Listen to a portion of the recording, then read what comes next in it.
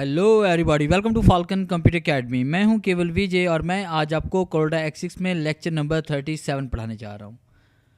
आज हम बात करेंगे कि हम विजिटिंग कार्ड खुद से कैसे क्रिएट कर सकते हैं। एक सिंपल सा विजिटिंग कार्ड हम आज खुद से बनाने जा रहे हैं कि हमने विजिटिंग कार्ड को डिज़ाइन किस तरह से करना है। लेक्चर स्टार्ट करने से पहले आप हमारा चैनल सब्सक्राइब कर लें और बेल के आइकन पर क्लिक करें ताकि मेरी आने वाली जितनी भी वीडियोज़ हैं उनकी नोटिफिकेशन आप तक बआसानी पहुँच सकें। स्टार्ट करते हैं आज का लेक्चर। सबसे पहले तो आपने पेज को साइज़ देना है। पेज का साइज़ 3.5/2 हम सेलेक्ट करते हैं और उसके बाद आपने रेक्टेंगल पे डबल क्लिक करना है। आपके सामने एक बॉक्स आ जाएगा। अब फिर आपने कंपोजिंग साइज़ यहाँ से सिलेक्ट करना है। इसके लिए आप यहाँ पे क्लिक करें। क्लिक करने के बाद हमने क्या करना है, यहाँ पे इसका साइज़ 0.25 कम करें, जैसे 3.25/1.75 रखते हैं और इंटर प्रेस करते हैं।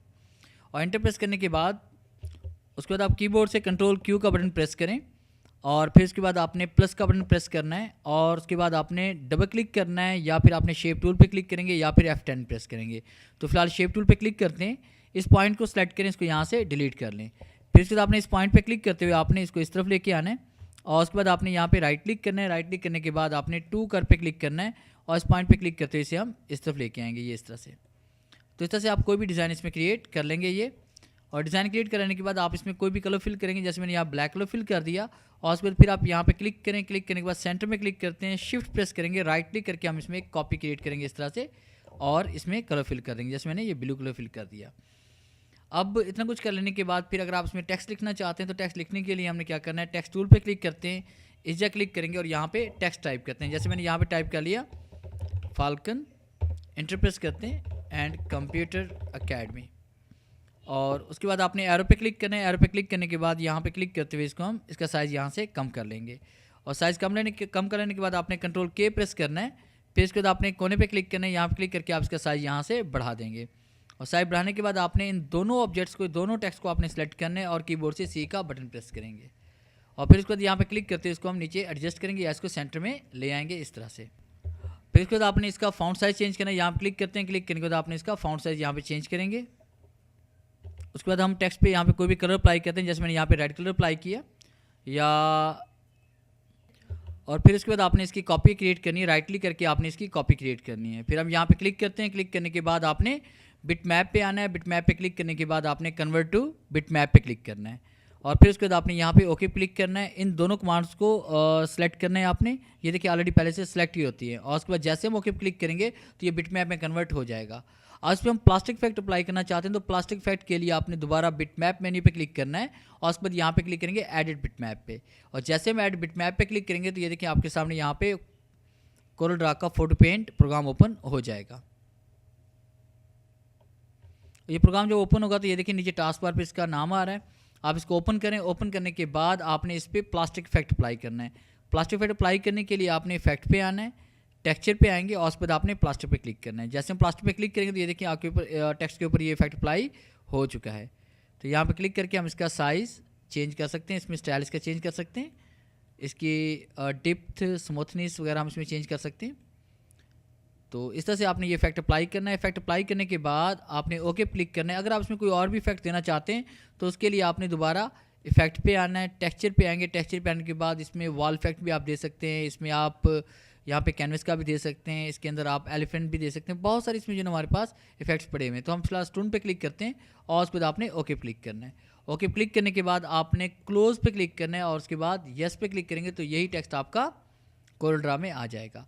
अब इस टेक्स्ट को हमने इसके अंदर पावर क्लिप करना है तो इसलिए मैंने इसकी कॉपी बनाई थी ताकि मैं इस तहरीर को इसके अंदर पावर क्लिप कर सकूँ और बाद में आउटलाइन अप्लाई कर सकूँ, क्योंकि बिट मैप करने के बाद हम उस पर आउटलाइन अप्लाई नहीं कर सकते। अब ये तहरीर हमारे पास है, ये तहरीर हम इसमें पावर क्लिप करेंगे और बाद में इस पर आउटलाइन अप्लाई कर सकते हैं।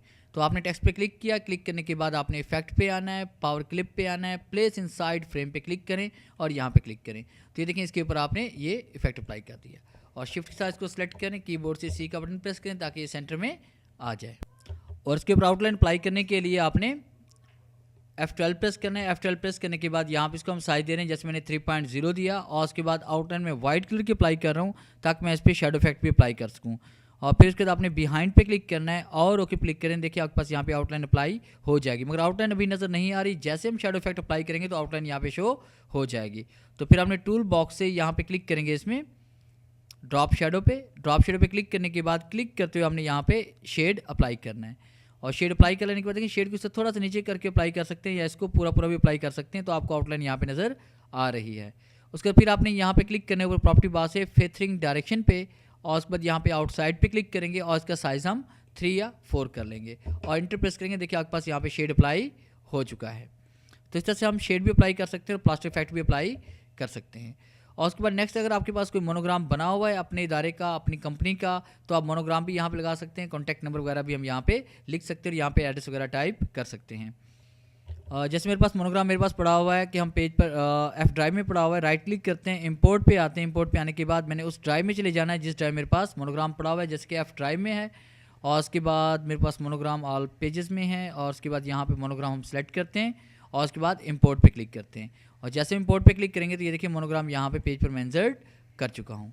उसके बाद अगर आप यहाँ पे कोई टेक्स्ट लिखना चाहते हैं, कोई एड्रेस लिखना चाहते हैं, ईमेल एड्रेस है, फैक्स नंबर है, जो भी है वो आप यहाँ पे टाइप कर सकते हैं। जैसे मैंने यहाँ पे कॉन्टैक्ट नंबर टाइप करना है तो क्लिक करते हैं। क्लिक करने के बाद मैंने यहाँ पे लिखा कॉन्टैक्ट नंबर और उसके बाद हम टाइप करते हैं यहाँ पे 0, जैसे हम टाइप करते हैं प्लस, जैसे हम यहाँ पे टाइप करते हैं +92-300 एंड 1 2 3 4 5 6 एंड 7, ये कॉन्टैक्ट नंबर है। और उसके बाद हम इस पर क्लिक करेंगे। क्लिक करने के बाद इसको आपने रिसाइज़ करना है। रिसाइज़ करने के बाद F4 प्रेस करते हैं और उसके बाद आपको इस यहाँ पे आपसे एडजस्ट करिए। एडजस्ट करने के बाद आपने बोल्ड करना है और उसे इटैलिक भी कर सकते हैं।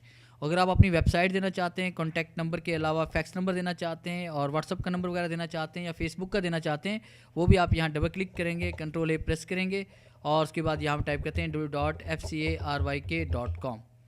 तो इस तरह से मैंने यहाँ पर वेबसाइट भी टाइप कर ली। और उसके अलावा अगर आप यहाँ पे कोई एड्रेस वगैरह अपना देना चाहते हैं इदारे का, तो यहाँ पे एड्रेस भी हम टाइप कर सकते हैं।